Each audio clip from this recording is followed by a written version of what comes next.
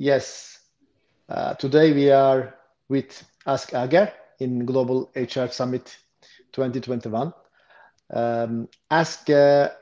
First of all, please, can you introduce yourself to our audience? So great to see you all, and thanks a lot for the invitation. So my name is Ask Agger, and I'm right now at our office in downtown Copenhagen in Denmark.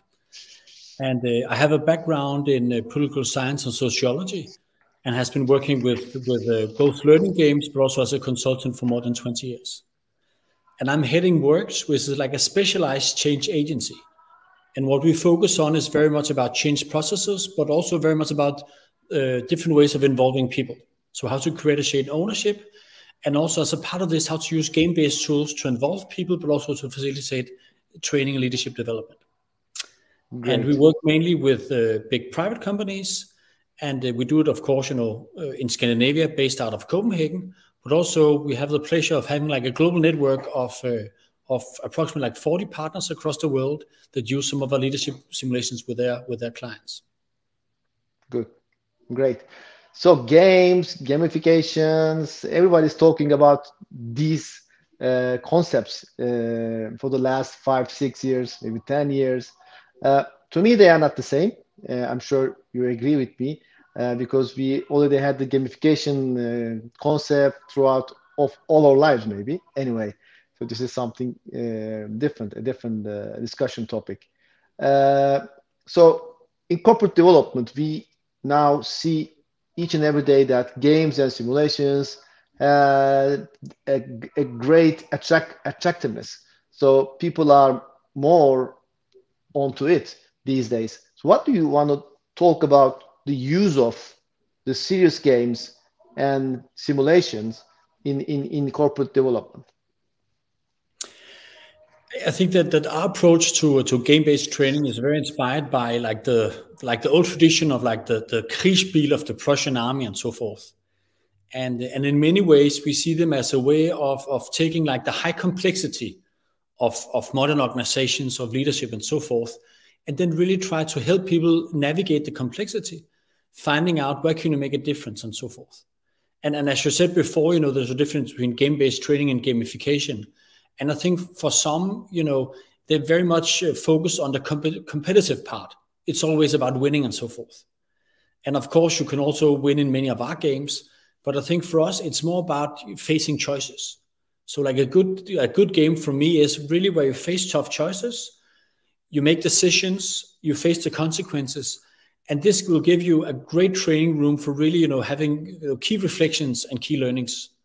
And in this, we see games as a way of like a social learning.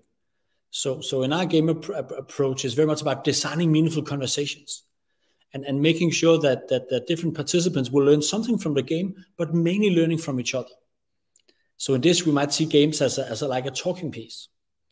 And what is so strong about games is that it really crosses culture. Everybody likes to be engaged and play and so forth. But especially organizations can create like a shared language. And in this specific game, the game is about how to lead a team through a change process. And in the game, your team is represented by a boss, and your colleagues are like the peasants of the boss. Yeah. And during the change process, some will fall off the boss, and then the game is about finding out how to lead people, how to overcome resistance, and get them back on the bus. And what we see in organizations that have used a game like this is that after a short while, suddenly when leaders start to talk about change, they use words, well, he fell off the bus and what to do to get him back and so forth. So having like a shared language.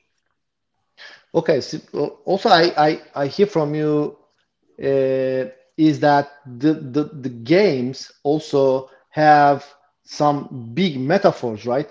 So as we have some big metaphors which helps the participants to link the same behaviors or the similar decisions with their business life, this is more powerful.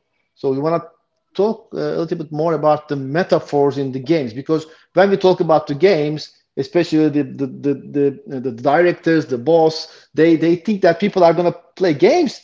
Are you sure about that? So you're gonna develop people with the games. So this is not the game, actually. This is the big metaphor in the game. Yeah, and I think it's a great point. But basically, you know, by nature, we are designed to learn by playing. This is what kids are doing. This is what like small animals are doing, and so forth. So this is like the nature of learning, you might say, playing games and so forth. I think in a corporate kind of setup, what we really try to emphasize is also to provide like a safe training ground. Because one challenge is that in most cases, we are pretty good at what we do. We are comfortable within our jobs in most situations. And when you're good at what you do, you make snappy, good decisions and so forth. Then suddenly trying to do something new where you, by definition, is not as good as you normally are, that can be a little bit terrifying. We don't want to lose face and make mistakes in front of colleagues and so forth.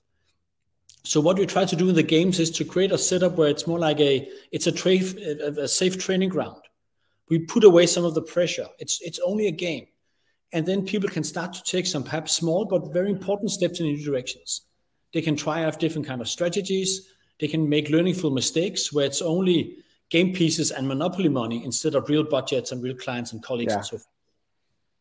Okay. So again, I hear from you that we are actually creating a secure environment, secure for themselves, secure for the participants because they can try as many times as they want, and secure, of course, for the business and for the company because this is not the real money. This is the monopoly money. So this is the secure environment. And then you can try as many times as you want. Another thing that actually reminded me when you talk about that, which is the instant feedback that we receive during the games. That's why games are so attractive to us because you know, if you look at the Professor Mihaly Csikszentmihalyi's, rest in peace, we lost him a couple of weeks ago. So his main theory of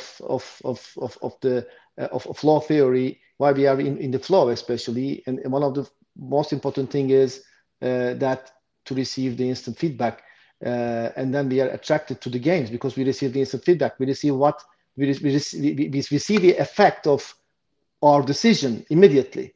That's the most powerful thing in the games. What do you think about that? Yeah, but I think you're spot on, and I think that's because the problem in real life is that often when you make like a leadership decision, you know, the consequences will come much later, and that makes it hard to understand and reflect. And so games is a way of like simplifying. And I think that the important, but also the hard part of a good game design is to make sure that it's simplified enough, but still that you keep like the most important elements. And that is really where you put the focus in the game. But it is about very much like having like this, a training ground. And what I think is interesting is that like in the world of sports, that if you have like an important match, you're going to prepare, you're going to have test matches and so forth, making sure that when it really counts, that you're in the best shape. But often in big organizations, in our work life, when we have to do something important, like implementing a new strategy, how often do we play a test match? How often do we get the team together beforehand to make sure that you are aligned and so forth? It happens very rarely. And this is where, you know, by as you say, by making sure that we really focus on the decisions, the outcome and so forth, that you are able to have a test match with your key stakeholders and colleagues so that you are in the best possible shape when it really counts. Yeah. So that brings us to the biggest phenomenon, which is the practice, the number of practice you do and number of good practice you do makes you perfect. So the experience, the practice, this is the most important phenomenon for acquiring a new skill. So we talked today about reskilling, upskilling, and we need new skills in our life. So we need to acquire new skills. So the practice and experience is the most important thing to acquire new skills. But also, as you mentioned before, the learning also is a social phenomenon. So we are constructing it in social environments. So we had the COVID for the last 2 years, and I'm sure that it was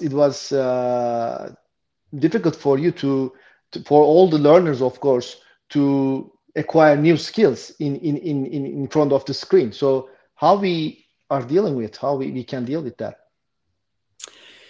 Yeah, and I think it's been a crazy time, interesting, but also tough. And I'm so happy now that in Denmark, the COVID numbers are a bit lower now because of vaccination. So now we can, in fact, be in the office.